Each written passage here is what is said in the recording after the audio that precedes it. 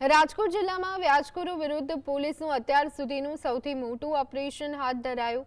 જિલ્લા એસપી અને ડીવાયએસપીના માર્ગદર્શન હેઠળ પોલીસે 136 જેટલા પીડિત પરિવારોને ન્યાય અપાવ્યો છે.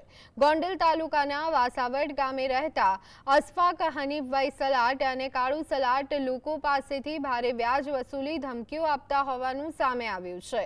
આરોપીઓએ આશરે 2 કરોડ રૂપિયા વ્યાજે આપી 375 ચેક પડાવ્યા.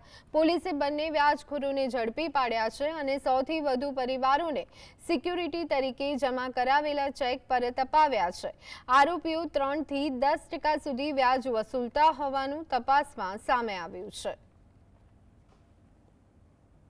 અમાઉન્ટ વ્યાજ પર લીધો હતો, આ પરત કરી દીધો, વ્યાજ પણ પરત કરી દીધો. તેમ છતાં આરોપીએ એની આઈડી અને એના કોરા ચેક સહી કરેલા વગર અમાઉન્ટના વગર નામના એ પોતાને ઘરે રાખ્યા હતા. અને આ ચેકમાંથી 10 ચેકમાં રકમ ભરાયેલી હતી, જો રકમ 22,20,000 રૂપિયા છે અને 365 જેટલા કોરા ચેક હતા. એની આ ઉધાર આપેલી રકમ જો આશરે 2 કરોડ રૂપિયા જેટલી હતી. આ સિવાય આરોપીએ વાસાવડ ગામમાં 6 વીઘા સરકારી જગ્યા ઉપર પણ દબાણ કરીને અને એક ફાર્મ હાઉસ ડેવલપ કરેલો હતો.